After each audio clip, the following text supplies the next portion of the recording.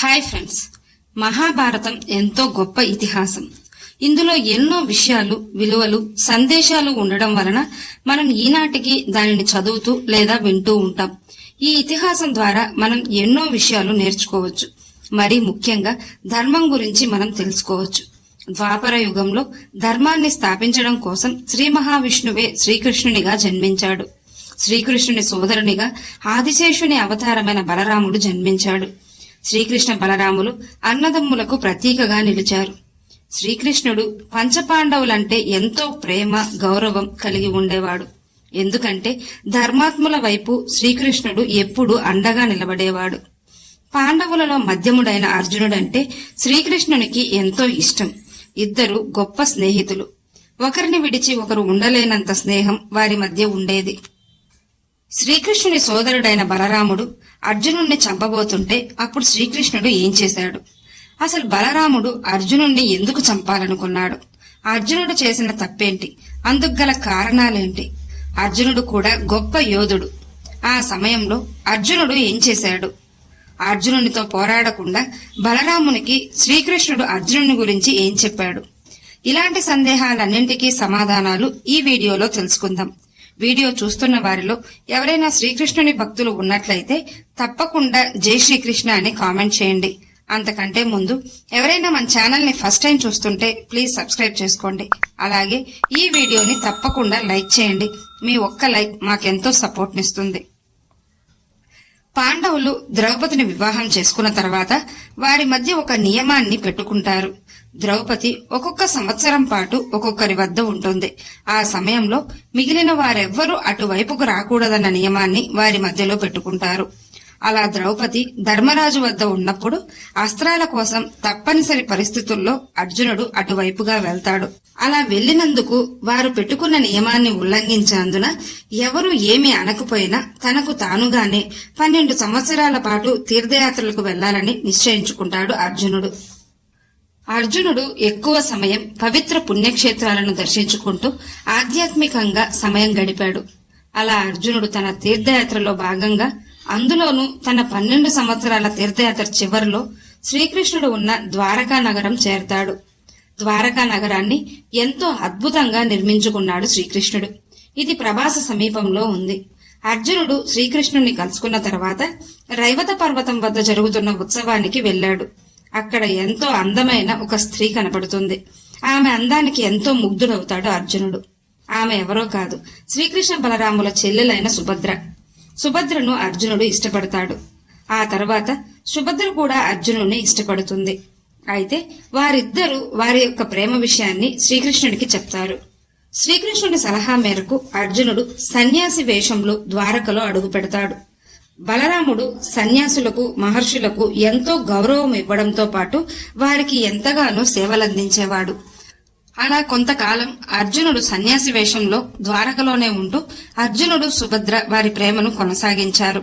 బలరాముడు తన చెల్లెలైన సుభద్రకు వివాహం చేయాలని ఆలోచిస్తుంటాడు. బలరామునికి దుర్యోధనుడంటే చాలా అభిమానం. దుర్యోధనుడు, భీముడు బలరాముని వద్దే గదాయుద్ధంలో శిక్షణ పొంది ఉంటారు. బలరాముని ప్రేశిష్యుడు దుర్యోధనుడు. అందుకే బలరాముడు తన చెల్లెలైన సుభద్రను దుర్యోధనుడికి ఇచ్చి వివాహం చేయాలని అనుకుంటాడు. బలరామునికి అర్జునుడు, సుభద్రల ప్రేమ వ్యవహారం గురించి తెలియదు.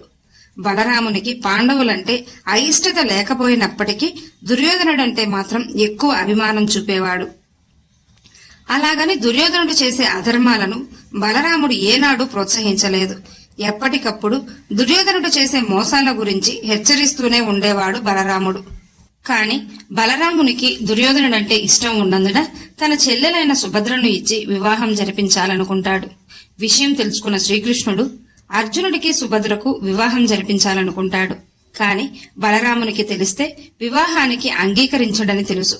అందుకే శ్రీకృష్ణుడు తన అన్న అయిన బలరామునికి తెలియకుండా జాగ్రత్త పడతాడు. శ్రీకృష్ణుడు వారిద్దరికీ ఇష్టం కాబట్టే వారికి వివాహం జరగాలని కోరుకున్నాడు. రైవత పర్వతం వద్ద యాదవులందరూ ఉత్సవం జరుపుకుంటూ ఉంటారు. ఇదే సరైన సమయమని భావించిన శ్రీకృష్ణుడు అర్జునుడు, సుభద్రల ప్రేమ విషయాన్ని రుక్మిణి, సత్యభామలకు, అలాగే శ్రీకృష్ణుడి పెద్ద కుమారుడైన ప్రద్యుమ్నుడికి చెప్పి వివాహానికి అన్ని ఏర్పాట్లు చేయిస్తాడు. యాదవులందరూ ఉత్సవంలో ఉండగా బలరాముడు కూడా ఉత్సవంలో పాల్గొన్నాడు. ఉత్సవంలో బలరామునితో సహా యాదవులందరూ ఎంతో ఆనందంగా గడుపుతుంటారు. శ్రీకృష్ణుడు అర్జునుడు సుభద్రలకు వివాహం జరిపిస్తాడు. ఇంద్రుడు కూడా వచ్చి వారిని ఆశీర్వదిస్తాడు. ఆ తర్వాత రుక్మిణి సత్యభామలు కూడా రైవత పర్వతం వద్ద జరుగుతున్న ఉత్సవానికి వెళ్లిపోతారు. తన అన్న అయిన బలరాముడు వచ్చేలోపు సుభద్రను తీసుకుని ఇంద్రప్రస్థకు వెళ్లమని అర్జునుడికి చెప్తాడు. అలాగే ఒక ప్రత్యేకమైన రథాన్ని కూడా ఏర్పాటు చేస్తాడు. యుధిష్ఠరుని అనుమతి కోసం ఇంద్రప్రస్థకు ఒక లేఖను పంపుతారు. అర్జునుడికి అన్న అయిన యుధిష్ఠరుడంటే అంతటి ప్రేమ గౌరవం ఉండేవి. యుధిష్ఠరుడు అంగీకార లేఖ పంపగానే ఇక అర్జునుడు శ్రీకృష్ణుడు ఏర్పాటు చేసిన రథంలో సుభద్రను తీసుకుని ఇంద్రప్రస్థ వైపుకు వేగంగా రథాన్ని పోనిస్తాడు. అది చూసిన కొంతమంది యాదవులు ఆ రథాన్ని అడ్డుకునే ప్రయత్నం చేసి చివరకు విఫలమవుతారు. వెంటనే యాదవులు రైవత పర్వతం వద్దకు వెళ్లి తమ యువరాణి అయిన సుభద్రను ఎవరో అపహరించి తీసుకెళ్తున్నారని చెప్తారు. మరికొంతమంది యాదవులు అపహరించి తీసుకెళ్తున్నది అర్జునుడే అని చెప్తారు. దాంతో ఎంతో కోపోద్రిక్తుడైన బలరాముడు అర్జునుణ్ణి చంపి సుభద్రను తిరిగి తీసుకురావాలని అనుకుంటాడు. యాదవులంతా యుద్ధానికి సిద్ధమవుతుంటారు. వ్యూహాలు రచించుకుంటూ ఉంటారు. బలరాముడు ఆగ్రహంతో ఊగిపోతుంటాడు. శ్రీకృష్ణుడు బలరాముని వద్దకు వెళ్తాడు. శ్రీకృష్ణుని చూసిన బలరాముడు, కృష్ణ, దీనంతటికీ కారణం నువ్వేనా? చెల్లెలైన సుభద్రను ఆ అర్జునుడు అపహరించి తీసుకెళ్తుంటే నువ్వు మౌనంగా చూస్తున్నావా? నీ అంగీకారంతోనే ఇదంతా జరిగిందా? అర్జునుడిపై ఉన్న ప్రేమతో నువ్వు మౌనం వహిస్తే నేను చూస్తూ ఉండలేను. ఈ రోజు నా నుండి అర్జునుణ్ణి ఎవ్వరూ కాపాడలేరు అంటూ బలరాముడు ముందుకెళ్తుంటాడు. శ్రీకృష్ణుడు బలరాముణ్ణి ఆపి, సుభద్ర అర్జునులు ఒకరినొకరు ప్రేమించుకున్నారు. సుభద్ర ఇష్టపడే అర్జునునితో వెళ్ళింది. అర్జునుడు గొప్ప పరాక్రమవంతుడు. అర్జునుని వీరత్వం ముందు ఎవ్వరూ నిలబడలేరు. అయినా నువ్వు దుర్యోధనుడితో వివాహం చేయాలని నిశ్చయించుకున్నప్పుడు సుభద్ర ఇష్టాయిష్టాల గురించి ఆలోచించకపోవడం అధర్మం. అర్జునుడు గొప్ప భరతజాతికి చెందిన వీరుడు, కుంతీమాత కుమారుడు. అతన్ని ఓడించే సామర్థ్యం ఈ భూమిపై ఎవ్వరికీ లేదు. శ్రీకృష్ణుడు బలరామునికి ఎంతో నచ్చజెప్పి శాంతింపజేస్తాడు. ఆ తర్వాత బలరాముడు అనేక కానుకలు తన చెల్లెలైన సుభద్ర కోసం ఇంద్రప్రస్థకు పంపుతాడు. అలా సుభద్ర కోసం బలరాముడు అర్జునునితో యుద్ధం చేయాలనుకున్నప్పుడు శ్రీకృష్ణుడు బలరాముణ్ణి అర్జునుని గొప్పతనం వివరించి శాంతింపజేస్తాడు. ఈ వీడియో మీకు నచ్చినట్లయితే లైక్ చేయండి, షేర్ చేయండి, అలాగే సబ్స్క్రైబ్ చేసుకుని పక్కనే ఉన్న బెల్ ఐకాన్ని ఆన్లో ఉంచుకోండి. Thanks for watching.